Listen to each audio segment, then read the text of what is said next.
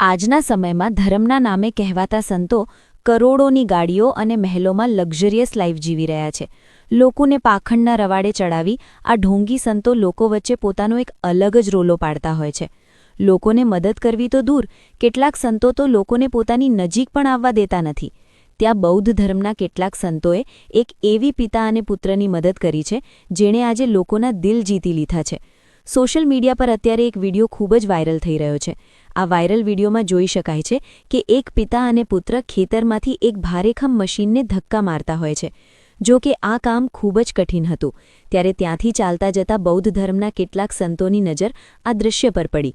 જરા પણ વિચાર કર્યા વગર આ સંતો મશીનને ધક્કા મારવા લાગી જાય છે.